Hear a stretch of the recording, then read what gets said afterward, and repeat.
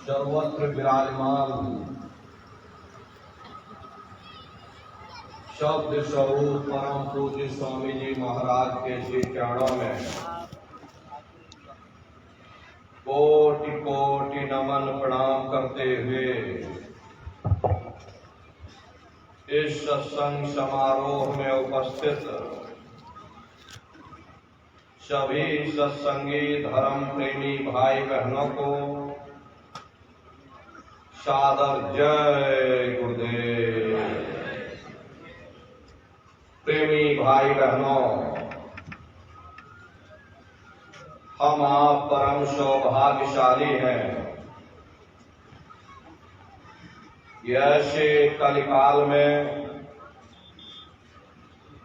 हम लोगों को ये मानव तन,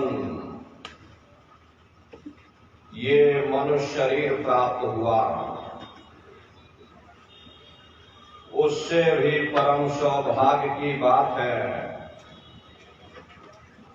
कि मनुष्य रूपी मंदिर में बैठ करके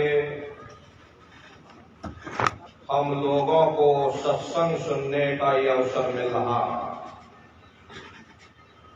जब जन्म जन्मांतरों के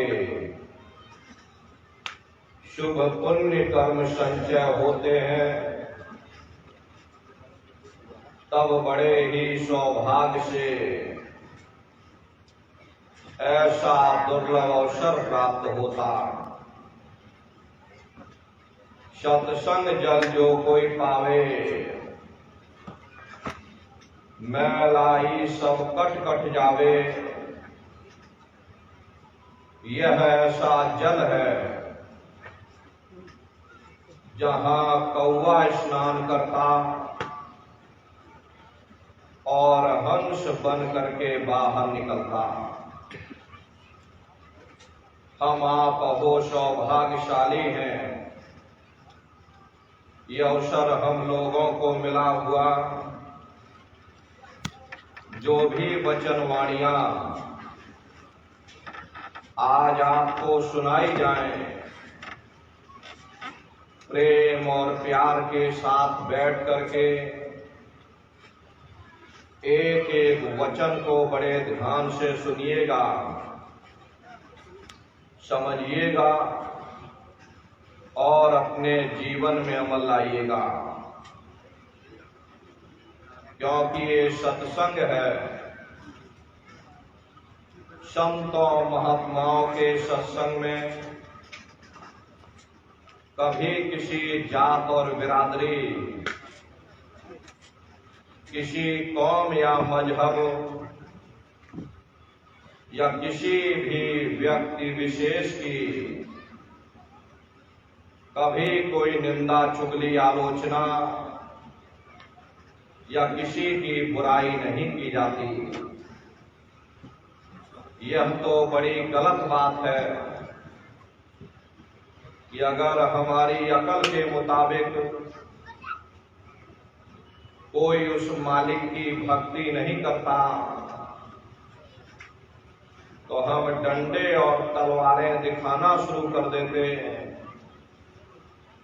उसे डराना और धमकाना शुरू कर देते। हमें तो उसे प्रेम से समझाना चाहिए कि भाई इस रास्ते पर चल करके हमारा ये फायदा हुआ।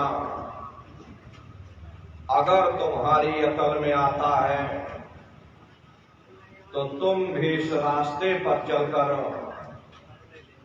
अपना फायदा उठा सकते। सत्संग कैसे जानिए, जिते कै नाम बखान। सत्संग वह जगह है जहां केवल शब्द या नाम का प्रचार किया जाता,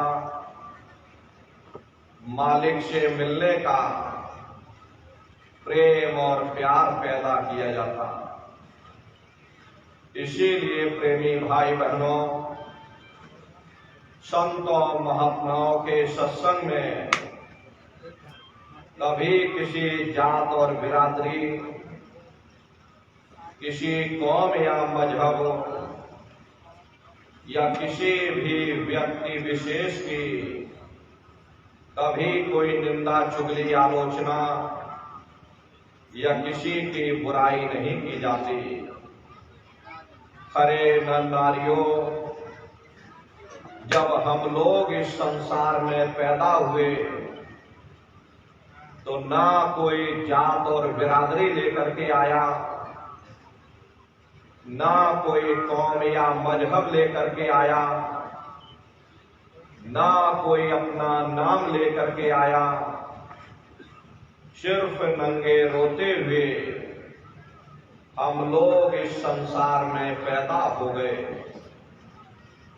बाद में जो औजार उस परम पिता परमात्मा ने बख्शे, मन, बुद्धि और चित्त, उससे जब हमारे अंदर चेतना आ गई, तब हमारा नाम पड़ गया, कर्म के अनुसार हमारी जाति बन गई। धीरे धीरे हमारा फैलाव दुनिया में होता चला गया। हमने बाल बच्चे बना लिए, हमने रिश्ते नातेदार बना लिए, हमने कुटुंब परिवार वाले बना लिए, हमने जमीन और जायदाद हासिल कर ली और इसको अपना समझ करके हम आप यहीं पर बैठ गए। फिर जब जाने का वक्त आया, फिर आपको यहां से खाली हाथ भेज दिया गया। ना आपके साथ आपका नाम गया, ना आपके साथ जात और बिरादरी गई, ना आपके साथ जमीन और जायदाद गई। जिस छाया को प्राप्त करने के लिए आपने अपना पूरा जीवन गुजार दिया, तो ना माया हाथ में आई और ना छाया हाथ में आई। खाली हाथ आए थे और खाली ही हाथ आपको यहां से वापस भेज दिया गया। कहने का मतलब यह है कि उस परम पिता परमात्मा ने अति दया और कृपा करके आपको ये मानव तन दे दिया, ये मनुष्य शरीर दे दिया और आपको स्वतंत्र कर दिया गया कि भाई मैंने तुमको ये मनुष्य शरीर दिया है तुम्हारी जीवात्मा के रहने के लिए। मैं तुम्हारी जीवात्मा को इस मनुष्य शरीर में बंद करता हूं। तुम मेरे मकान के द्वारा उस मालिक की भक्ति करके अपनी जीवात्मा का कल्याण करा लेना। मैंने कुछ समय के लिए तुमको ये किराए का मकान दिया है। जब समय पूरा होगा मैं अपने सिपाहियों को भेजूंगा, उस समय पर तुम मेरे मकान को खाली कर देना। उस समय न जमीन जायदाद काम आएगी, न जात और बिरादरी काम आएगी। मन को, बुद्धि को, चित्त को और जीवात्मा को निकाल करके इस शरीर से बाहर कर दिया जाएगा। ये शरीर आपका यही जमीन पर गिर पड़ेगा, क्योंकि जीवात्मा के निकल जाने के बाद में ये शरीर सिर्फ एक माटी का पुतला है, उससे ज्यादा कुछ भी नहीं। आप इस मिट्टी के पुतले को ले जाकर शमशान भूमि पर जला करके राख कर दोगे। अरे आपकी कौम, आपका मजहब, आपकी जात और बिरादरी, आपका ये नाम उसी शमशान भूमि पर जल करके राख हो जाएगा। जिस जात और बिरादरी के लिए आप रात दिन लड़ते झगड़ते थे, जिस धन दौलत को पाने के लिए आपने न जाने कितने बुरे खोटे कर्म किए, तो मौत के समय में ना ये जात बिरादरी काम आई, ना ये धन दौलत काम आया, सब कुछ तुम्हारा यहीं छूट गया और जीवात्मा को ले जाकर ऊपर धर्मराज की कचहरी में पेश कर दिया गया। पलक झपकते ही तुम्हारे अच्छे बुरे कर्मों का हिसाब किताब हो जाएगा। धर्मराज तुमको सजा सुना देंगे कि ले जाओ इनको फलाने नरक में ले जाकर डाल दो, क्योंकि मैंने इनको मौका दिया था, मैंने इनको मनुष्य शरीर दिया था कि अब की बार गीता रामायण को पढ़ करके, उन धर्म पुस्तकों को पढ़ करके, किसी संत महात्मा की खोज करके, उनके बताए हुए रास्तों पर चल करके, उस मालिक की भक्ति करके अपनी जीवात्मा का कल्याण करा लेना। इस उद्देश्य के लिए मैंने इनको मनुष्य शरीर दिया था, लेकिन इन्होंने अपना उद्देश्य पूरा नहीं किया। जब जब ये मनुष्य शरीर में आए, कभी इन्होंने विचार ही नहीं किया कि आखिर ये मनुष्य शरीर हमको क्यों मिला, क्या इसका उद्देश्य है, मरने के बाद हम कहाँ जाएंगे, हमारे बाल बच्चे कहाँ जाएंगे, हमारे रिश्ते नातेदार कहाँ जाएंगे, हमारे कुटुंब परिवार वाले कहाँ जाएंगे और इनकी उस समय पर क्या हालत होगी। ये पराविद्या महात्माओं की पराविद्या है। हम आप इस जड़ संसार में फंस करके उस पराविद्या से अनभिज्ञ हो गए और अपने उद्देश्यों को भूल गए, अपने वादे को हम भूल बैठे।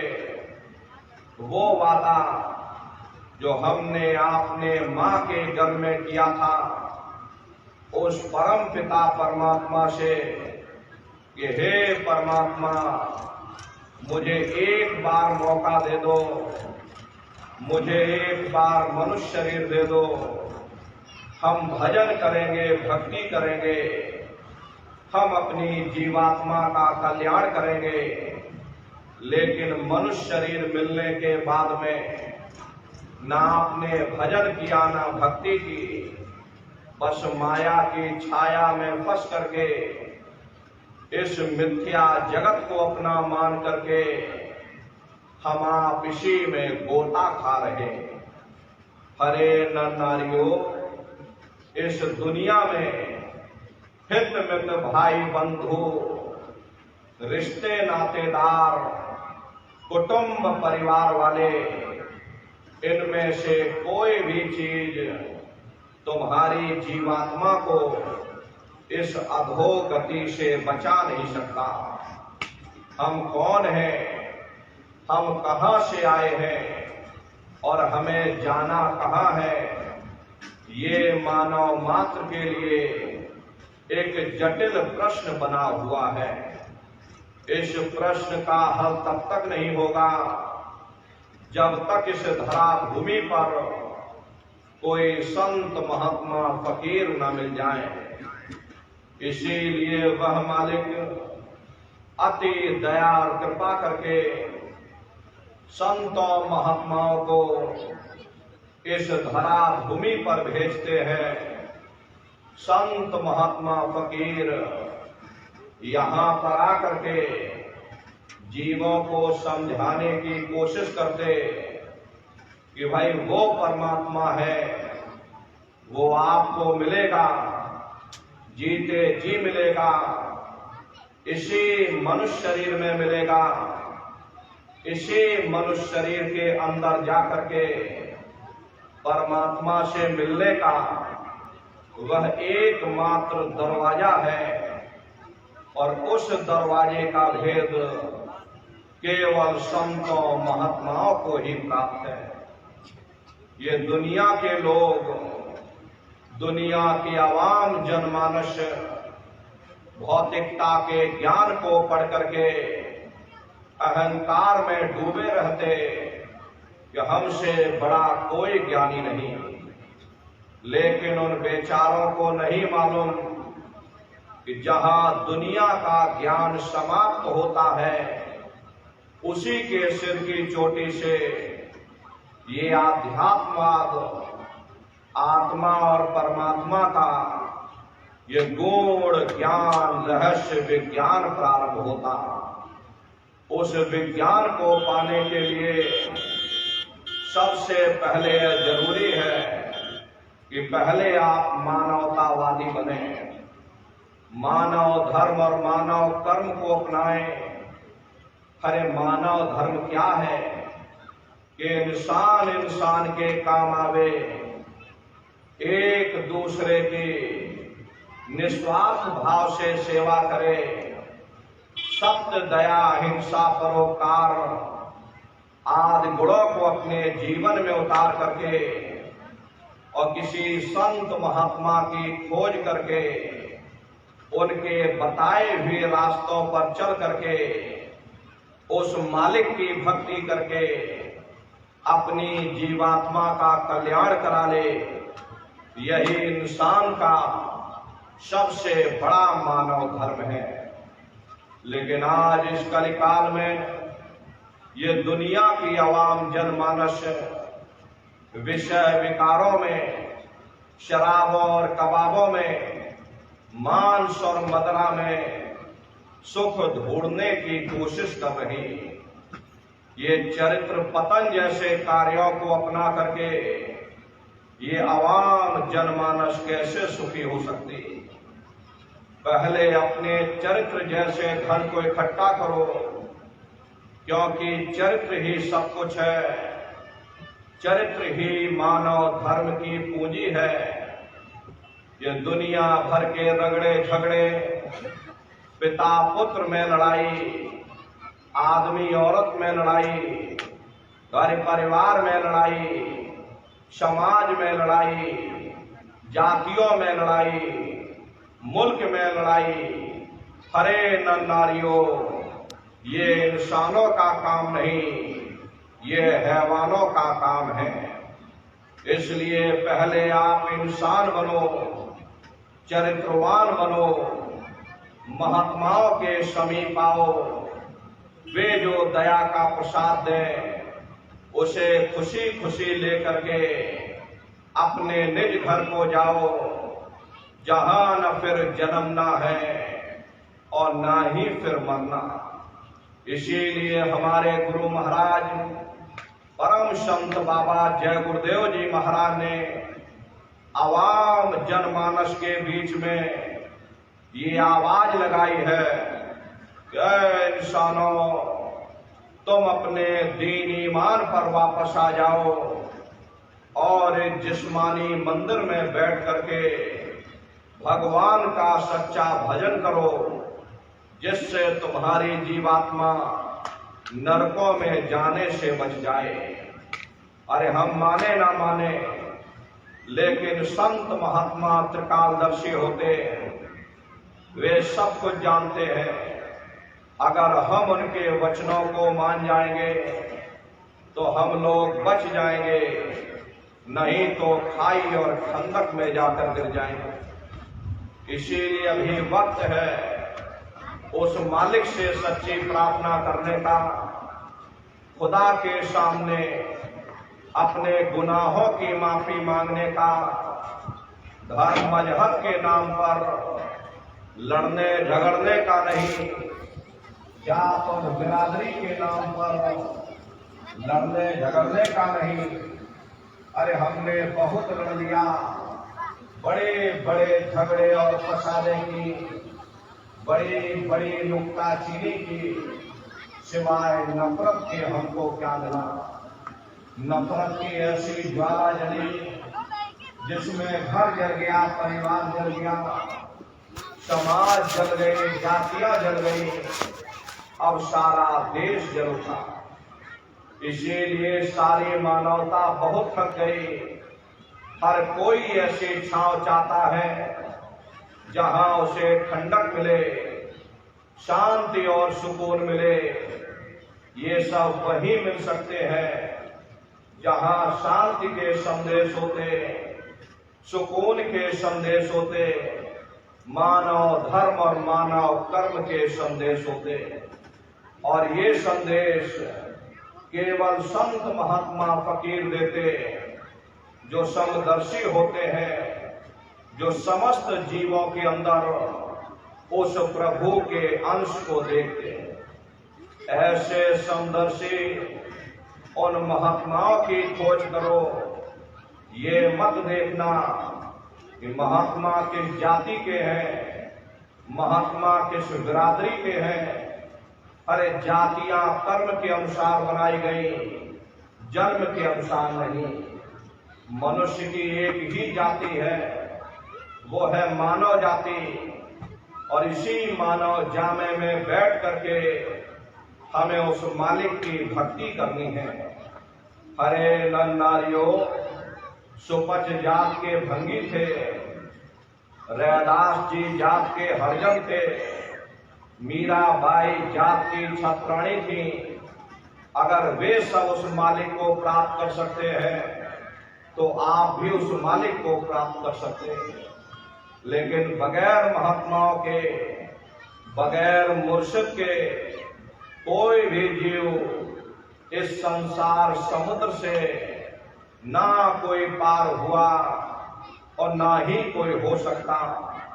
ये समुद्र ऐसा है जिसके ना इस किनारे का पता, ना उस किनारे का पता कोई नहीं जान सकता। ये दुनिया कब बनी, कितनी बार प्रलय और महाप्रलय हो गई, लेकिन इतना जरूर मालूम है कि जिस दिन से दुनिया बनी हम लोग यहीं पर भटका खा रहे। अगर इधर से हवा चली तो नैया हमारी उधर चली गई, और अगर उधर से हवा चल गई तो हमारी नैया डगमगाते हुए इधर चली गई।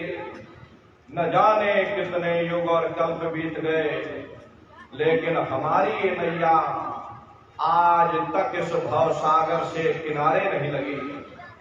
इसलिए नर नारियों, सौभाग्य से वक्त का इतना बड़ा वरदान आपको मिला, ये मानव तन आपको मिल गया। न जाने किस महात्मा की दया हो गई, न जाने कौन से जन्म जन्मांतरों के शुभ पुण्य कर्मोदय हो गए, जो आपको ये मनुष्य शरीर मिल गया।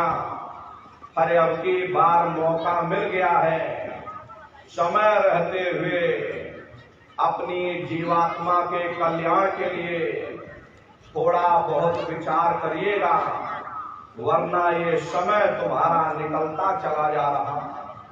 अरे मिली नरदेह तुमको, बनाओ काश कुछ अपना, पचो मत आए जग में, जानियो रैन का सपना।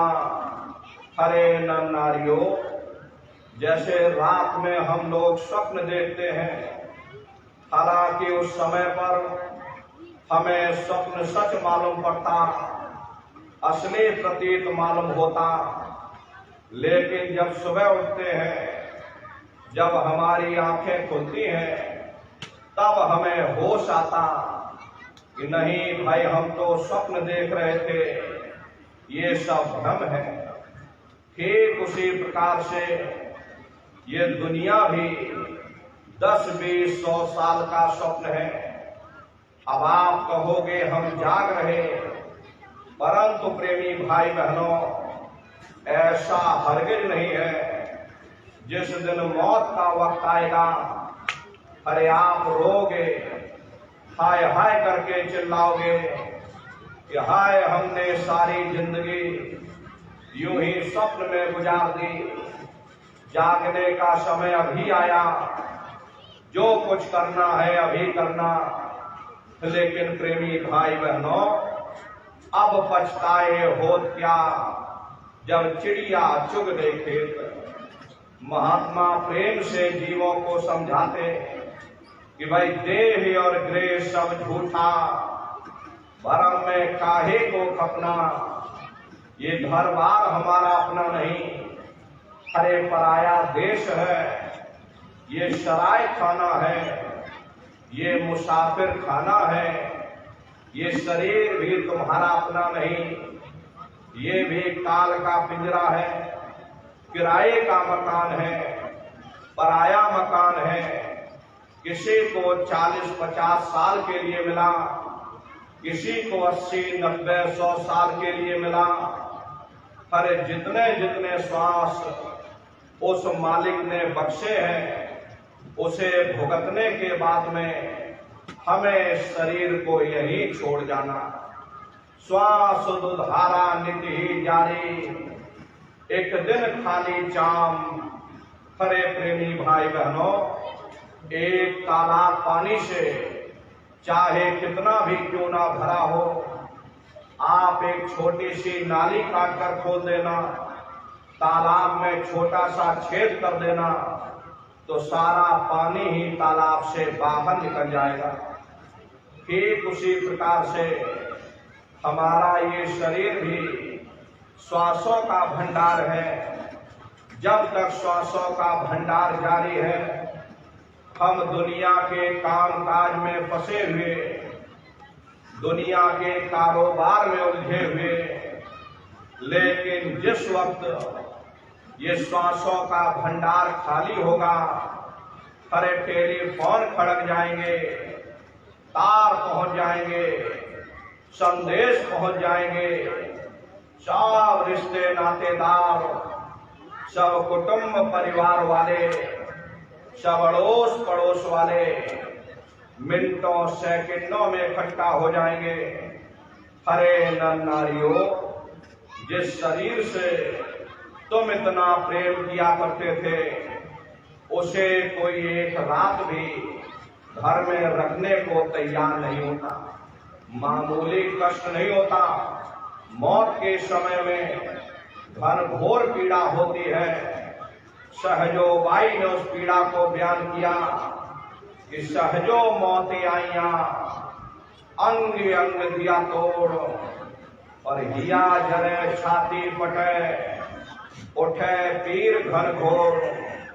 गुरु महाराज सत्संग में फरमाते थे कि जैसे 1 लाख बिच्छू मिल करके एक साथ हमारे जिस्म पर डंक मारे, उससे भी लाखों करोड़ों गुना ज्यादा मौत के समय में दर्द होता।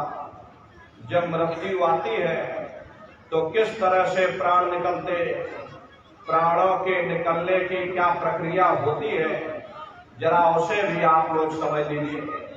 देखो प्रेमी भाई बहनों, जैसे संसार में महाप्रलय आती, महाप्रलय के समय क्या होता, सबसे पहले पूरी पृथ्वी ढह जाती।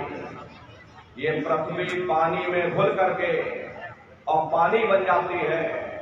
मानव सृष्टि की प्रलय एक बड़ी कयामत है और शरीर की प्रलय एक छोटी कयामत है। तो जैसे ही मौत आएगी, सबसे पहले गुदा चक्र टूटेगा, सिमटत भास श्वास उठ जावे, प्राणपति जब सिमट समावे।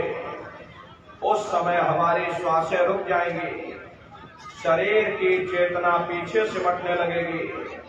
तो सबसे पहले गुदा चक्र ही टूटेगा, क्योंकि गुदा चक्र में पृथ्वी का वास होता। गुदा चक्र टूट करके ऊपर इंद्रिय चक्र में समा जाएगा। इंद्रिय चक्र में जल का वास होता, यानी जल ने पृथ्वी को खोल दिया। फिर जब इंद्रिय चक्र टूटेगा तो ऊपर नाभि चक्र में समा जाएगा। नाभि चक्र में अग्नि का वास होता, यानी अग्नि ने फिर जल को सुखा दिया। ये नीचे से सिमटाव होता है। फिर जब ये नाभि चक्र टूटेगा तो हृदय चक्र में समा जाएगा। हृदय चक्र में वायु का वास होता, यानी वायु ने अग्नि को अपने में समाहित कर लिया और इस तरह से वायु आकाश में उड़ गई। जब यह कर्म कलाय उपजावे, बुद्धि सुरत की आन दबावे, जब यह जीवात्मा पांचों तत्वों को लांग करके जल पृथ्वी अग्नि वायु आकाश पांचों तत्वों को लांग करके ऊपर आती है तो काल दाढ़ में आन दबानी, जब ढर के नेलन से पानी। जब काल अपनी दाढ़ में दबाता उस समय नेत्रों से पानी निकलता, इंद्रियां टूट टूट करके चकनाचूर हो जाती, सब रिश्ते नातेदार खड़े रह जाएंगे, डॉक्टर वैद्य हकीम सब आपको घेरे रह जाएंगे, लेकिन आप अपनी पीड़ा को उस समय अपने मुख से बयान नहीं कर पाओगे। सिर्फ आपके नेत्रों से अश्रु टपकेंगे। अरे अमदूत आते हैं, प्राणों की डोरी को तोड़ देते और जीवात्मा को खींच करके इस शरीर से बाहर कर दिया जाता। जैसे ही जीवात्मा शरीर से अलग हुई, ये शरीर तुम्हारा मिट्टी हो जाएगा। फिर इस मिट्टी को एक रात अपने घर में कोई रखने को तैयार नहीं होता। आपके कितने सगे संबंधी क्यों ना हो, खास नात रिश्तेदार क्यों ना हो, लेकिन एक रात कोई घर में मट्टी रखने के लिए तैयार नहीं होते। कहते भाई जल्दी करो जल्दी करो, अब इनकी शक्ल देखने में हमको डर लग रहा, जल्दी से बाजार से कपड़ खरीद के लाओ। है वो केवल हमारा मन है। ये मन रूपी रावण कब मरेगा? जब 9 द्वारों पर फतेह हासिल करके तुम यहाँ 10वें द्वार पर चढ़ जाओगे, तब सही मायने में दशहरा मनाई जाएगी। बाहर की दशहरा नहीं है जो लकड़ी का रावण बना देते हो और फूंक फाक करके घर चले आते, तो भाई हमने रावण मार दिया। महात्मा ने कहा था भाई सही मायने में तुम दशहरा कब मनाओगे? जब 9 द्वारों पर फतेह हासिल करके तुम यहाँ 10वें द्वार पर चढ़ जाओगे, तब सही मायने में विजयदशमी मनाई जाएगी। तब ये मन रूपी रावण मरेगा, तब तुम्हारी ये जीवात्मा, इसी जीवात्मा को महात्माओं ने राम भी कहा। अरे आपकी धर्म पुस्तकों में लिखा है, एक राम दशरथ का बेटा, एक राम घट घट में लेटा, एक राम का सकल पसारा, एक राम है सबसे न्यारा।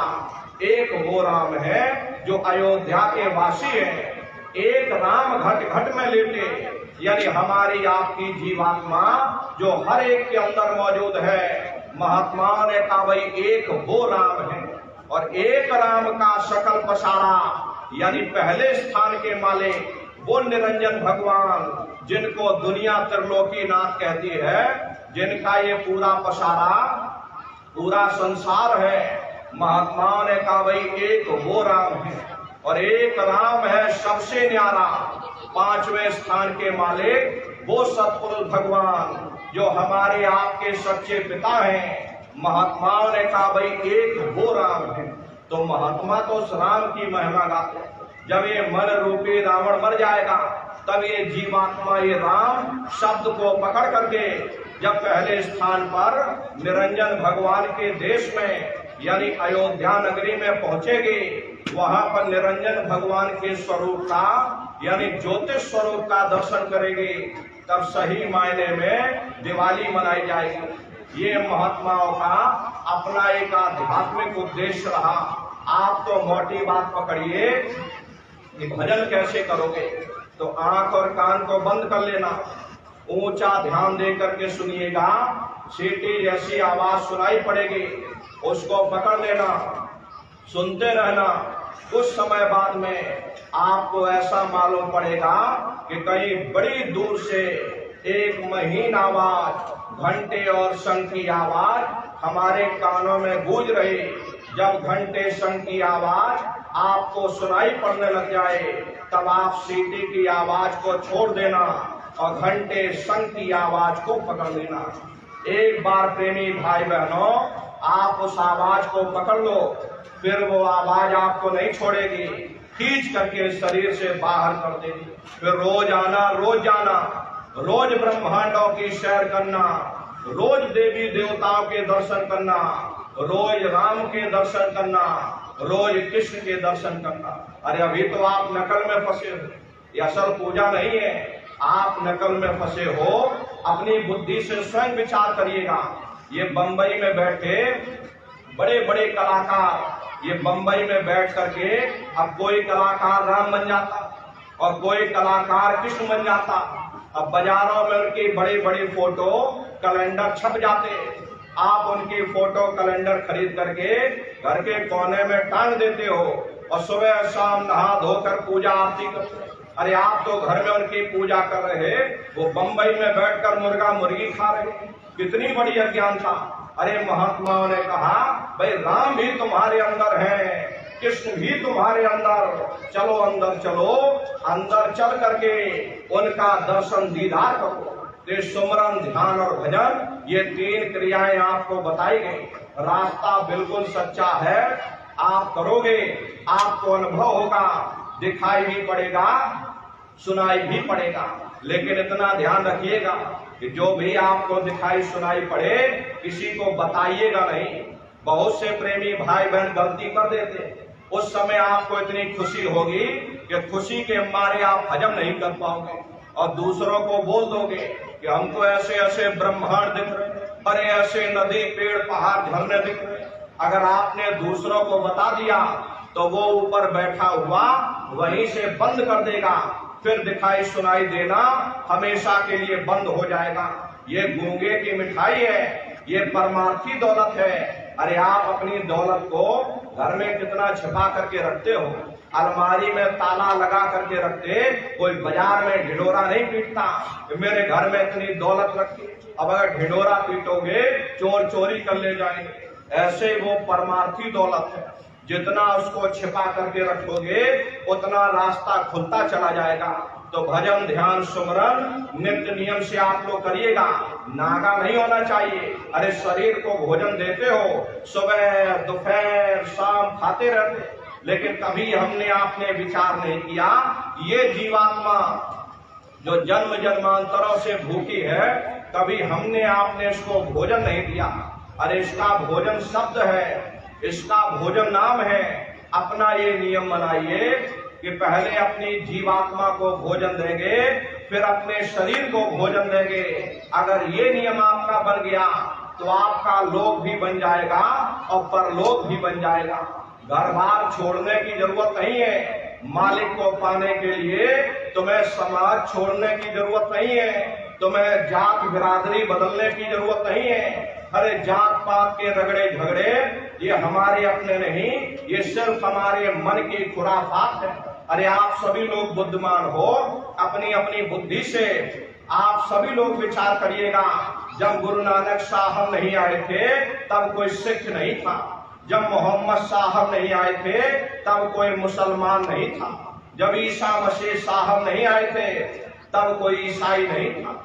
और पीछे लौटते चले जाओ तो केवल मनुष्य ही मनुष्य रह जाते हैं। ये रगड़े झगड़े किसने पैदा किए? ये हमने आपने पैदा किए। हरे प्रेमी भाई बहनों, कोई भी महात्मा यहाँ पर आकर के ना कोई कौम बनाने आता, ना कोई महात्मा यहाँ पर मजहब चलाने आते, और ना ही आप हमारे हाथों में ये डंडे और तलवारें देने के लिए आते। अरे आप तो सच्चा मार्ग, सनातन मार्ग समझाने के लिए इस धरा भूमि पर शरीर रूप में अवतरित होते हैं। इसीलिए महात्मा समझाते हैं कि भाई जात पात पूछे नहीं कोई, और हरि का भजे सो हरि का होई। लोग यहाँ जात पात बनाते बनाते मर गए। खैर प्रेमी भाई बहनों, जब तुम्हारी ये जीवात्मा इस मनुष्य रूपी चोले को छोड़ करके ऊपर धर्मराज की कचहरी में पहुंचेगी, वहां न तुमसे ये पूछा जाएगा कि तुम किस जाति के हो, तुम किस कौम के हो, तुम किस मजहब के हो, तुम हिंदू हो या मुसलमान हो, तुम हिंदुस्तान से आए हो या सीधे पाकिस्तान से चले आ रहे। अरे वहां तुम्हारे कर्म देखे जाएंगे, भक्ति भाव देखा जाएगा, मालिक से मिलने का प्रेम और प्यार देखा जाएगा। इसीलिए महात्मा कहते हैं कि भाई मालिक को पाने के लिए तुम्हें जात पात बदलने की जरूरत नहीं है, तुम्हें समाज छोड़ने की जरूरत नहीं है, तुम्हें घर परिवार छोड़ने की जरूरत नहीं है, तुम्हें बाल बच्चे छोड़ने की जरूरत नहीं है, तुम्हें जंगल और पहाड़ों में भटकने की जरूरत नहीं है, तुम्हें साधु सन्यासी और बाबा बनने की जरूरत नहीं। अरे भाई तुम अपने अपने घर परिवार में रहो, अपने अपने बाल बच्चों के साथ रहो, मेहनत और ईमानदारी से काम करो और 24 घंटे में घंटा 2 घंटा अपनी जीवात्मा के कल्याण के लिए सुरत शब्द नाम की कमाई यानी सुमरन ध्यान और भजन करिएगा। सुरत शब्द नाम की कमाई करिएगा, यही दौलत तुम्हारे काम आएगी, बाकी सब तुम्हारा यही पड़ा रह जाएगा, कुछ भी साथ में जाने वाला नहीं है। अरे बड़े बड़े राजे महाराजे आए, सारी जिंदगी उन्होंने किला बनाते बनाते गुजार दिया, आज उनके किलों को जाकर देखो, आज खंडहर बने पड़े हुए हैं। विश्व विजेता सिकंदर सारे दुनिया पर राज करने का ख्वाब देखता था, वो भी मुट्ठी खोल करके चला गया। कोई क्या साथ लेकर जाएगा? जो चीज तुम्हारे साथ में जाने वाली वो केवल परमात्मा की भक्ति है। इसलिए वो दौलत कमा लो जो अंत समय में तुम्हारे काम आवे। अरे कहीं पर आप जाते हो, नात रिश्तेदारी में जाते हो तो पूरा बंदोबस्त करके जाते हो, यहाँ सत्संग सुनने भी आए हुए हो तो पूरा बंदोबस्त करके आए होगे। अरे कहाँ पर सत्संग हो रहा, हमको सत्संग सुनने कहाँ जाना है, अरे कैसे जाना है, साइकिल से जाना है या मोटरसाइकिल से जाना है, रास्ते के लिए क्या क्या सामान ले जाना, गर्मी का मौसम है हाथ वाला पंखा भी ले जाना और ठंडे पानी की बोतल भी ले जाना, पूरा बंदोबस्त करके चलते हो। फिर आप ये कैसे भूल गए कि शरीर को छोड़ करके हमें कहीं और भी जाना है, किस राह जाना है, कैसे जाना है, कहाँ जाना है, रास्ते के लिए क्या क्या सामान ले जाना, हम लोग कभी उस पर विचार ही नहीं करते। मोह माया की गफलत में मनुष्य की अकल मारी गई, मनुष्य विचार ही नहीं कर पाता। इसलिए प्रेमी भाई बहनों, वो दौलत कमा लो जो अंत समय में तुम्हारे काम आवे। ये चंद श्वासों की पूंजी ये गिन करके तुमको मिली हुई, ये अहो भाग्य है आपका, ये मनुष्य शरीर आपको मिल गया। अरे प्रेमी भाई बहनों, मनुष्य रूपी मंदिर में बैठ करके वो रूहानी खजाना कमा लो, अपनी जीवात्मा का कल्याण करा लो, वरना ये समय तुम्हारा निकलता चला जा रहा। एक समय ऐसा आएगा ये बुलबुला तुम्हारा फूट जाएगा, फिर न जाने तुमको दोबारा मनुष्य शरीर मिले न मिले, नरकों चौरासियों में भटकते रह जाओगे। इसलिए अब की बार तुमको मौका मिला है, ये मनुष्य शरीर मिला, मनुष्य रूपी मंदिर में बैठ करके वो रूहानी खजाना कमा लो। सुरत शब्द नाम की कमाई यानी कि सुमरन ध्यान और भजन करिएगा। और देखो प्रेमी भाई बहनों, सभी लोग शाकाहारी रहिएगा, क्योंकि हमारे गुरु महाराज ने शाकाहार पर विशेष जोर दिया। गुरु महाराज हमारे बराबर कहते थे, ये बच्चा तुम लोग शाकाहारी रहना, शाकाहार का प्रचार करते रहना, इसी से देश और दुनिया में भारी परिवर्तन होगा। अरे नारियों, परिवर्तन कोई कानून बनाने से नहीं होता, परिवर्तन कोई आंदोलन करने से नहीं होता, परिवर्तन कोई तोड़फोड़ करने से नहीं होता। परिवर्तन तब होता है जब लोगों के विचार बदलते, लोगों की भावनाएं बदलती हैं। और विचार जब बदलेंगे जब लोगों का खान पान शुद्ध होगा। अरे देशी कहावत है कि जैसा खाए अन्न और वैसा होए मन। जब इंसान पशुप्रति भोजन करेगा उसकी बुद्धि स्वतः ही पशुओं जैसी हो जाएगी। फिर जिस शराब के नशे में माँ बहन बेटे की पहचान खत्म हो जाए, उस शराब को पी करके यह कैसे पता चलेगा कि क्या अच्छा और क्या बुरा है। यही कारण है कि आज भर समाज में ये दुनिया भर के अत्याचार, दुनिया भर के व्यभिचार फैले हुए, ये तरह तरह की बीमारियां जो आ रही, इसका मुख्य कारण एक ही है, लोगों का खान पान दूषित हो गया। अब इंसान के खून में जब जानवरों का खून मिल जाएगा, जानवरों के कीटाणु मिल जाएंगे, तो ना जानवरों की दवा काम में आएगी और ना इंसानों की दवा काम में आएगी। सन 1970 में हमारे गुरु महाराज भविष्यवाणी किया करते थे, लाशें पड़ी घर घर में सड़ेंगी, बचाने वाला मिलेगा ना कोई जमाना बदलेगा, कहे जय गुरुदेव पुकार जमाना बदलेगा। गुरु महाराज ने सन 70 के दशक में भविष्यवाणी की थी कि बच्चा ऐसी ऐसी बीमारियां आएगी, डॉक्टरों की बुद्धि काम नहीं करेगी, ये महंगाई तुम क्या देख रहे हो, आगे चल के वो महंगाई आएगी। अरे प्रेमी भाई बहनों, जीना दुश्वार हो जाएगा। अभी देखिए अमेरिका में, लैटिन मुल्क है वेनेजुएला करके एक देश है, उस देश में इतनी महंगाई हो गई कि 1 लाख रुपया किलो आलू और 2 लाख रुपया किलो चावल मिल रहा है। अब कौन खाएगा, क्या खाएगा? अरे प्रेमी भाई बहनों, इसीलिए महात्मा कहते हैं कि तुम धर्म के रास्ते पर वापस लौट आओ, तुम अपने रास्ते पर वापस लौट आओ, तुम धर्म के रास्ते पर वापस लौट आओ। अरे राम ने कभी नहीं कहा अगर तुम राम को मानते हो, अगर तुम कृष्ण को मानते हो, तो ना राम ने कहा कि तुम मांस खाओ, ना कृष्ण ने कभी कहा कि तुम शराब पियो। सभी महात्मा यही कहते रहे, भाई अपने खान पान को शुद्ध रखो। अरे शुद्ध रहोगे, शाकाहारी रहोगे, अच्छे विचार मन में पैदा होंगे। ये खान पान का हमारे जीवन पर बड़ा गहरा असर पड़ता। अरे हम लोग मंदिर बनवाते हैं, हम लोग मस्जिद बनवाते, उन मंदिरों में नहा धो करके भर भी मच्छी खा करके फिर चाहे कोटान कोट गऊओं का दान करो, और काशी में जा करके मत्था रगड़ते रगड़ते अपनी पूरी जिंदगी वहां पर गुजार दो, फिर भी तुमको तुम्हारे गुनाहों की सजा मिलेगी, कोई बच नहीं सकता, क्योंकि ये कर्म भूमि है। यहाँ तुम जैसा कर्म करोगे वैसा ही फल तुमको मिलेगा।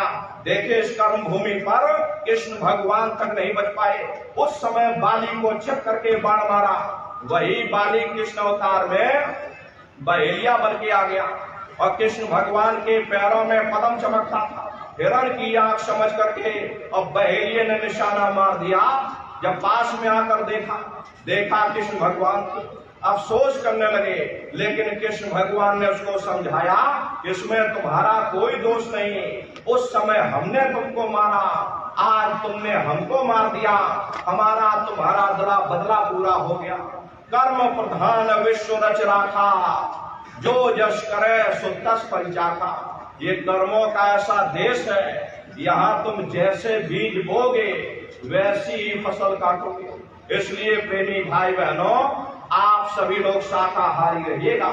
शाकाहार का प्रचार अपने अपने क्षेत्रों में आप लोग बराबर करते रहना, लोगों को शाकाहारी बनाना। अरे धर्म का प्रचार है। अरे प्रेमी भाई बहनों, सतयुग कैसे आएगा, राम राज कैसे आएगा? राम राज कोई भाषण देने से नहीं आने वाला। राम राज जब आएगा जब आप धर्म का प्रचार करोगे, और धर्म का प्रचार करने की जिम्मेदारी हम सभी लोगों की है। ये काम कोई साधु महात्माओं का ही नहीं है कि साधु महात्माओं ने ही धर्म का ठेका ले रखा। अरे आप भी तो साधु हो, दुनिया के साधु ये तो आप पर निर्भर है, आप तो सबसे बड़े साधु हो। अपने मेहनत और ईमानदारी से आप कमाते खाते हो, और जो समय मिलता उसमें धर्म का प्रचार करते, तो आप तो सबसे बड़े साधु। आपकी जिम्मेदारी है, आपका कर्तव्य है कि समाज में धर्म का प्रचार किया जाए। अरे ऊपर जाकर आपसे पूछा जाएगा, जब मैंने तुमको मनुष्य शरीर दिया, इस मनुष्य रूपी मंदिर में बैठकर तुमने क्या किया? उस समय तुम कहने योग्य हो जाओगे, नहीं हमने धर्म का प्रचार किया, हमने इतने लोगों को शाकाहारी बनाया, हमने इतने लोगों को सदाचारी बनाया। वही तुम्हारे लेखे जोखे में लिखा जोखा जाएगा। अरे नर नारियों, हम सभी लोग अपने गुरु के जलाए हुए चिराग हैं। अगर एक एक चिराग एक एक गांव में पहुंच जाएगा ये पूरा गांव प्रकाशवान हो जाएगा, ये पूरा समाज प्रकाशवान हो जाएगा। गुरु महाराज के संदेशों को जन जन के बीच में पहुंचाने की जिम्मेदारी हम सभी प्रेमी भाई बहनों की है। गुरु महाराज यही कह करके गए कि बच्चा गांव गांव में तुम भजन केंद्र की स्थापना करो, गांव गांव में सत्संग होने लग जाए, गांव गांव के लोग भजन करने लग जाएं, गांव गांव के लोग शाकाहारी हो जाएं, गांव गांव के लोग सदाचारी बन जाएं, आंखों में माँ बहन बेटी की पहचान कायम हो जाए। जब हमारा गांव बदल जाएगा, ये पूरा समाज ही बदल जाएगा। निश्चय ही कलयुग में सतयुग आ जाएगा। इसलिए प्रेमी भाई बहनों, धर्म के प्रचार में अपने तन से योगदान दीजिएगा। देखिए, हमारे गुरु महाराज के गुरु महाराज यानी कि पूज्य दादा गुरु महाराज, जिनकी याद में हमारे गुरु महाराज ने मथुरा आश्रम पर इतना विशाल मंदिर बनवाया। गुरु महाराज बराबर कहते थे कि बच्चा मंदिर का जीता जागता देवता बैठ करके बरकत बांट रहा। अरे आप लोग आइए, वहाँ कोई रुपया पैसा नहीं चढ़ाया जाता, कोई चंदा चुटकी नहीं चढ़ाई जाती। अरे आप लोग आए, मंदिर के देवता के सामने अपनी एक बुराई को चढ़ा दीजिए। वहाँ पर बुराई चढ़ाई जाती है कि हम आज से मांस मछली नहीं खाएंगे, हम आज से अंडा शराब का सेवन नहीं करेंगे, हम आज से झूठ नहीं बोलेंगे, हम आज से किसी को धोखा नहीं देंगे। आप अपनी एक बुराई चढ़ा दो, आपकी एक मनोकामना पूरी होगी। ऐसा वरदानी मंदिर गुरु महाराज ने अपने गुरु की याद में मथुरा आश्रम पर बनवाया। उन्हीं की याद में ये पावन भंडारे का कार्यक्रम 1 दिसंबर से और 5 दिसंबर तक मथुरा आश्रम पर मनाया जाएगा। दसियों लाख की संख्या में सत्संगी प्रेमी भाई बहन उपस्थित होंगे। महामानव कुंभ लगेगा। प्रेमी भाई बहनों, तारीख आप लोग याद रखिएगा, 1 दिसंबर से और 5 दिसंबर तक। प्रेमी भाई बहनों, आप सभी लोग भंडारे के अवसर पर सपरिवार सादर आमंत्रित हैं। आप लोग पधारिएगा और अपने अपने बच्चों को भी साथ में लेकर के आया करो। ये सबसे बड़ी गलती आप लोग यही करते हो कि अकेले अकेले चल पड़ते और बताओ बच्चों को नहीं लाते। अरे क्या जरूरत बच्चों को लाने ले जाने की है? अरे बच्चे छोटे हैं, अरे इनको घर में रहने दो, इनको पढ़ाई लिखाई करने दो। ये हम बूढ़े बाड़े लोग हैं, ये सत्संग सुनना हम बड़े बूढ़ों का काम है। इन बच्चों की पढ़ाई लिखाई की उम्र है, इनको घर में पढ़ाई लिखाई करने दो। ये आपकी सबसे बड़ी गलती है। अरे प्रेमी भाई बहनों, पढ़ाई लिखाई जरूरी है। हम ये बात मानते हैं कि आज के समय में शिक्षा बहुत जरूरी है।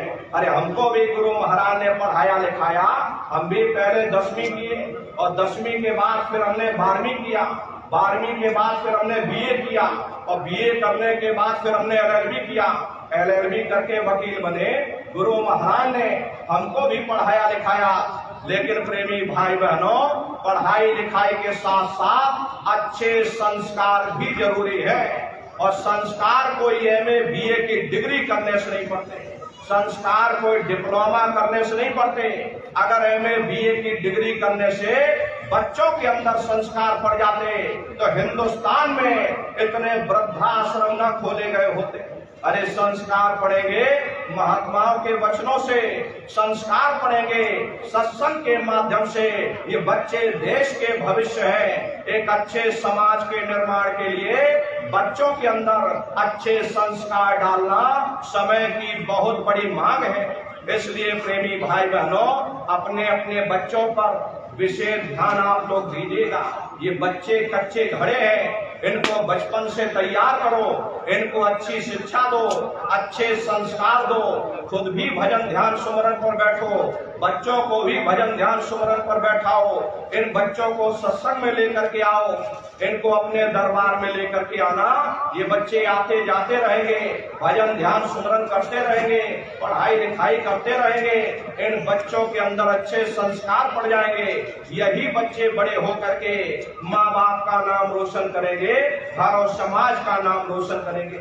इसलिए प्रेमी भाई बहनों, अपने अपने बच्चों के साथ, इष्ट मिष्ट परिवार वालों के साथ आप सभी प्रेमी भाई बहन इस भंडारे के अवसर पर सपरिवार सादर आमंत्रित हैं। आप लोग अवश्य ही पधारिएगा। भजन ध्यान सुमरन आप लोग बराबर करते रहना। इसी के साथ अब हम अपनी वाणी को विराम देते हैं। यदि कोई गलती भूल जो कहने सुनने में हमसे हुई हो तो देखो प्रेमी भाई बहनों, हम तो छोटे हैं, आप सभी लोग